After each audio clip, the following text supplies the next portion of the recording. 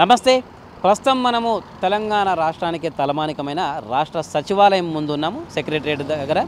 అయితే ఇక్కడ ఏదైతే తెలంగాణ రాష్ట్రం సిద్ధించాక గత బీఆర్ఎస్ ప్రభుత్వం ప్రతిష్టాత్మకంగా నిర్మించిన విషయం తెలిసిందే. యావత్ దేశమంతా కూడా తెలంగాణ రాష్ట్ర సచివాలయం గురించి మన రాష్ట్రం వైపు చూసేలా చేసిన నిర్మాణాల్లో సెక్రటరియట్ నెంబర్ 1 స్థానంలో నిలుస్తుందని చెప్పుకోవచ్చు. అయితే ప్రస్తుతం గత ఎన్నికల్లో ఏదైతే ఈ 2023 కొత్తగా ప్రభుత్వం ఏర్పాటు చేసిన కాంగ్రెస్ ఏదైతే ఉందో, ఇప్పుడు రేవంత్ రెడ్డి సర్కారు ఓ నిర్ణయం తీసుకుంది, కీలక నిర్ణయము. రాష్ట్ర సచివాలయంలో ప్రధాన ద్వారమైన బాహుబలి గేటు ఏదైతే ఈ ముందు మనం చూస్తున్నామో, ఇప్పుడు మీరు చూస్తున్న గేట్ ఏదైతే ఉందో అది త్వరలో కనిపించకపోవచ్చు, ఎందుకంటే శాశ్వతంగా దాన్ని తీసివేయబోతున్నారు. అదే ఇక్కడ చూడొచ్చు, మనకు అక్కడ ఏదైతే తూర్పు వైపు ఇప్పుడు మీరు చూస్తున్న ఈ విజువల్స్లో కనిపిస్తున్న ఈ గేటు ముఖద్వారము గతంలో ముఖ్యమంత్రి కేసీఆర్ ముఖ్యమంత్రిగా ఉన్నప్పుడు ఇదే గేటు ద్వారా రాకపోకలు సాగించేవాళ్ళు. ఎంట్రీ కానీ ఎగ్జిట్ కానీ అటు మంత్రులు కావచ్చు, మిగతా ఎవరైనా ఎమ్మెల్యేలు సెక్రటరియట్కి వచ్చినప్పుడు కావచ్చు, లేదా ముఖ్యమంత్రి కావచ్చు, ఎవరైనా సరే ఇటు నుంచే రాకపోకలు సాగించేవాళ్ళు. దీనికి ఎదురుగానే ప్రధాన ద్వారం ఏదైతే బాహుబలి దర్వాజాలు అని చెప్తూ ఉంటారు, ఎందుకంటే భారీ ఎత్తుల ఉంటాయి కాబట్టి దానికి ఆ పేరు పెట్టారు. దాని ఎదురుగా తూర్పు దిక్కున ఉన్న ఈ గేట్లను బాహుబలి గేట్లు అని చెప్తూ ఉంటారు. అయితే ప్రస్తుతం ఈ సచివాలయానికి మార్పులు చేర్పులు చేయబోతున్నారు. మనకు మీరు చూస్తే అక్కడ అర్థమవుతుంది, ఆ మట్టి ఏదైతే ఉందో అంత తవ్వకాలు కూడా జరుగుతున్న పరిస్థితి. అంటే మళ్ళీ ప్రధాన ద్వారానికి ఈ ప్రధాన గేటుకి, ఈ మెయిన్ గేట్కి అక్కడ చూడొచ్చు మనం, గేట్ నెంబర్ 1 అనుకూలంగా ఉంటుంది. ఇది ప్రధానమైన గేటు. ఈ ప్రధాన గేటుకి అది ప్రధాన ద్వారానికి మధ్యలో తాజాగా కాంగ్రెస్ ప్రభుత్వము ఏదైతే అటు అమరజ్యోతికి కావచ్చు, ఇటు సచివాలయంకి మధ్యలో తెలంగాణ విగ్రహం ఏర్పాటు చేద్దామని గత ప్రభుత్వం అనుకున్నది. కానీ ఆ ప్లేస్లో రాజీవ్ గాంధీ విగ్రహం పెట్టి కొద్ది నిరసన రావడంతో తెలంగాణ తల్లి విగ్రహము సెక్రటరియట్ లోపల ఏర్పాటు చేయబోతున్నారు. ఆ విషయం అందరికీ తెలిసిందే. డిసెంబర్ 9న ఆ విగ్రహాన్ని కూడా ప్రతిష్ఠించి దాన్ని ఓపెనింగ్ చేయబోతున్నారు అనమాట. అయితే అంతలోపు అదే పనిగా అయితే ఇక్కడ ముఖ్యంగా ముఖ్యమంత్రి రేవంత్ రెడ్డికి వాస్తు మీద నమ్మకంతోనే ఈ మార్పులు చేస్తున్నారని చెప్పి కూడా మనకు వస్తున్న సమాచారం. ఏదంటే ఈ ప్రధాన గేటుని పూర్తిగా మూసేసి అటు ఈశాన్యం వైపు, అటు నార్త్ ఈస్ట్, ఇటు సౌత్ ఈస్ట్ మాత్రమే రాకపోకలు సాగించేందుకు ముఖ్యమంత్రి ఆసక్తి చూపుతున్నారంట. చాలామంది గమనించకపోయి ఉండొచ్చు, కానీ కాంగ్రెస్ ప్రభుత్వం ఏర్పడినప్పటి నుంచి కూడా ఈ ప్రధాన గేట్లు, ఈ మెయిన్ ఎంట్రీ గేట్లు క్లోజ్ చేసి ఉన్నాయి. దానికి కారణం ఏంటంటే వాస్తు దోషం ఉందని చెప్పేసి రేవంత్ రెడ్డి సర్కార్ భావించింది, రేవంత్ రెడ్డి భావించాలని చెప్పేసి కూడా మనకున్న ఇన్ఫర్మేషను. ఆ నిర్ణయంతోనే ఈ పూర్తి స్థాయిలో ఈ గేట్ని క్లోజ్ చేసి, ఈ గేట్ని కూలగొట్టేసి, ఏదైతే ఈ సైడ్ సచివాలయం ముందల రోజు ఇక్కడ చాలామంది తిరుగుతూ ఉంటారు, వాళ్ళకి అర్థమైపోతుంది ఆ సైడ్కు ఉన్న రేలింగ్ ఏదైతే ఉందో, ఇనుప కంచెలు, ఇనుప చువ్వలతో ఏర్పాటు చేసిన, ఐరన్ రాడ్స్తో ఏర్పాటు చేసిన రైలింగ్ని కంటిన్యూయేషన్ చేస్తారనమాట.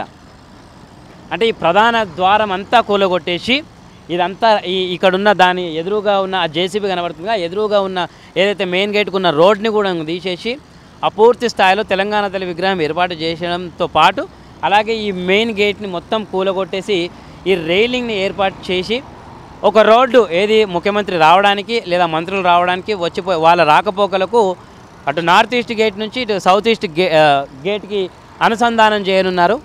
ఇదంతా కూడా డిసెంబర్ 9 ఏదైతే సోనియా గాంధీ బర్త్డే ఉందో ఆ రోజే విగ్రహ ఆవిష్కరణ, అలాగే ఆ రోజు లోపలికి ఈ పనులన్నీ కూడా పూర్తి అవుతాయి. అయితే దీని మీద ఇప్పుడు దాదాపు ఈ ప్రక్రియకు ఏదైతే ఈ మార్పు ఏదైతే ఉందో, వాస్తు దోషం ఉంది చెప్పేసి మార్పు చేస్తున్నారు కాబట్టి ఈ ప్రక్రియకు దాదాపు 3 నుంచి 4 కోట్ల మధ్య, పర్టికులర్గా అయితే ఒక 3,20,00,000 రూపాయలు ఖర్చు అవుతుందని చెప్పేసి కూడా సమాచారం ఉంది.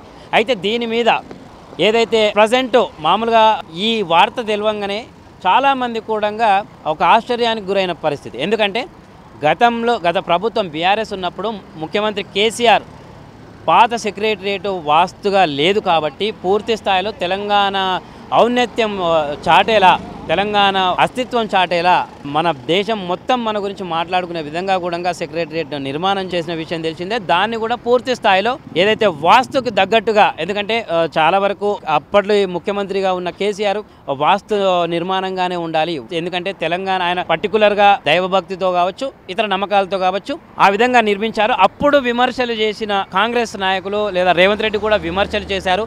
మరి ఇప్పుడెందుకు వాస్తు వాస్తు అని చెప్పేసి అనవసరంగా ప్రజాధనాన్ని వేస్ట్ చేస్తున్నారని చెప్పేసి ముఖ్యమంత్రి ఈ విధమైన నిర్ణయాల వల్ల ప్రజాధనాన్ని దుర్వినియోగం చేయడమే కదా. ఒకప్పుడు ఒక నాయకుడు తీసుకున్న నిర్ణయాన్ని వ్యతిరేకించిన వాళ్ళు మళ్ళీ మీరెందుకు తీసుకుంటున్నారు? అనవసరంగా ఇప్పుడు ప్రధాన ఆకర్షణగా ఉన్న గేటుని ఎందుకు తీయాలనుకుంటున్నారు? ఎందుకు వాస్తు అనే నమ్మకాలతో ఇలా ప్రజాధనాన్ని వేస్ట్ చేస్తున్నారని చెప్పేసి బీఆర్ఎస్ ఎమ్మెల్యే హరీష్ రావు కూడా ఎక్స్ వేదికగా ఆయన ప్రశ్నించారనమాట. తెలంగాణ నిర్మాణంలో సెక్రటరియట్ అనేది చాలా కీలకమైన పరిణామం, ఎందుకంటే తలమానికంగా నిలిచింది. అలాగే అప్పుడు మీరు విమర్శలు చేసిన వాళ్ళు ఇప్పుడు ఎందుకు దీన్ని నిర్మాణం చేయబడుతున్నారు, అలాగే ఎందుకు ఇన్ని కోట్లు దానికి కేటాయిస్తున్నారని చెప్పేసి హరీష్ రావు విమర్శించారు. అయితే ఓవైపు అటు సెక్రటరియట్కి ఇటు అమరజ్యోతికి మధ్య రాజీవ్ గాంధీ విగ్రహం ఏర్పాటు సంగతి తెలిసిందే. దాంతో భాగంగా అప్పుడు నిరసనలు వచ్చిన నేపథ్యంలో ఆ విగ్రహాన్ని, తెలంగాణ తల్లి విగ్రహాన్ని లోపల పెడుతున్న విషయం కూడా తెలిసిందే.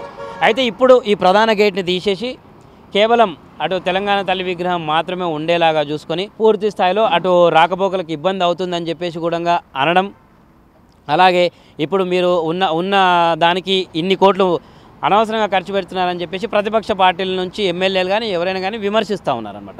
అయితే చూడాలి, ఎందుకంటే ప్రస్తుతము ఇటు ఈ మనం చూసుకున్నట్టయితే ఓవరాల్గా మొత్తము 4 గేట్లు ఉంటాయి. అటు మింటు కాంపౌండ్ సైడ్ ఉన్న గేటు, ఇటు ఎన్టీఆర్ మార్గ్ రోడ్లో ఉన్న గేటు, ఎన్టీఆర్ పార్క్ అక్కడ దిక్కున్న పబ్లిక్ గార్డెన్ దిక్కున్న గేటు, ఇది ప్రధాన గేటు. ఆ పక్కకు ఒక గేట్ అనమాట.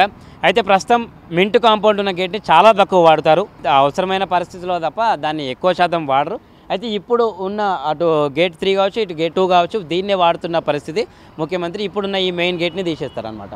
అయితే చూడాలి, ఎందుకంటే చాలామందికి ఇది ప్రధాన ఆకర్షణగా ఉంది. ఎందుకంటే తూర్పు దిక్కుగా ఇటు మన లుంబిని పార్క్ మనకు ఆపోజిట్ ఏదైతే అమరజ్యోతి ఉందో, ఈ లుంబిని పార్కుకి ముఖంగా ఈ తూర్పు ముఖంగా ఈ గేట్ని నిర్మించారు. ప్రధాన ఆకర్షణగా ఉన్న గేట్ని ఇప్పుడు తీయాల్సిన అవసరం ఏముంది? అన్ని గ్రీన్ మెథడ్స్ ఫాలో అయ్యి మంచి టెక్నీషియన్స్ని పెట్టి గతంలో మా ప్రభుత్వము గ్రీన్ స్టాండర్డ్స్ మెయింటైన్ చేసి ఎవ్వరికి హాని కలిగించకుండా, ఎక్కడా బాధ పెట్టకుండా దాన్ని తీసుకున్నది, దాన్ని నిర్మించింది అని చెప్పేసి కూడా ఎమ్మెల్యే హరీష్ రావు ట్వీట్ చేసిన పరిస్థితి. మరి చూడాలి ముందు, ఎందుకంటే దీని మీద ఇప్పటికే ఓవైపు అటు విగ్రహ ఆవిష్కరణకు విమర్శలు కావచ్చు, ఇప్పుడు డిసెంబర్ 9నే తెలంగాణ తల్లి విగ్రహాన్ని లోపల నిర్మించడము, దాన్ని స్థాపించడం కానీ. అయితే కొంతమంది నుంచి అటు సోషల్ మీడియాలో కావచ్చు, ఇటు జనాల్లో కావచ్చు ఒక చర్చ ఏం నడుస్తుందంటే, అదే తెలంగాణ తల్లి విగ్రహానికి కేటాయించిన స్థలం ఏదైతే రాజీవ్ గాంధీ పెట్టారో అక్కడ మీరు పెట్టినుంటే ఇప్పుడు ఈ కూల్చివేతలు అవసరం లేదు కదా, ఈ నిర్మాణాలు అవసరం లేదు కదా, ఈ బాహుబలి గేట్ని తీయడం అవసరం లేదు కదా, ఒక 4 కోట్ల దాకా మీరు వృధాగా అనవసరం ఖర్చు పెట్టాల్సిన అవసరం లేదు కదా అని చెప్పేసి కూడా వారి నుంచి విమర్శలు వస్తున్నాయి. అయితే చూడాలి మరి దీన్ని, ఎందుకంటే సెక్రటరియట్ని ముందు ఏం మారుస్తారు, ఇప్పుడైతే గేట్లు మారుస్తున్నారు, మళ్ళీ ముందు గేట్లకి ఈ వాస్తు చూసిన ముఖ్యమంత్రి మెయిన్ డోర్కి కూడా వాస్తు చూస్తే పరిస్థితి ఏందని చెప్పేసి కూడా అటు సామాజిక మాధ్యమాల్లో విమర్శలు గుప్పిస్తూ ఉన్నారు. చూడాలి మరి ప్రభుత్వం దీని మీద ముందు నిజంగానే మార్పులు చేర్పులు ఉండబోతున్నాయా? ఎందుకంటే ఇప్పటికే సెక్రటరియట్ చుట్టూ రాజకీయాలు కూడా మొదలయ్యాయి. ఒక దిక్కు ఆంక్షలు, ఓవైపు అటు 144 సెక్షన్లు, ఇటు ఆంక్షలు, సెక్రటరియట్ ముట్టడికి వచ్చే పరిస్థితి లేదు, ప్రజాపాలన అని చెప్పేసి అంటున్నారు కానీ మా హక్కులను చెప్పుకునే పరిస్థితి లేదు. ఎందుకంటే తాజాగా సెక్రటరియట్ గ్రూప్ 1 అభ్యర్థులు కూడా చుట్టుముట్టిన పరిస్థితి, వాళ్ళు ముట్టడికి ప్రయత్నించిన పరిస్థితి. అయితే ఇవన్నీ చూడాలి మరి దీన్ని ముందు ఏ విధంగా మార్పులు చేయబోతుంది ప్రభుత్వం అనేది వేచి చూడాల్సిన పరిస్థితి. వీడియో జర్నలిస్ట్ రఘుతో రమేష్, ఆదా టీవీ, హైదరాబాద్.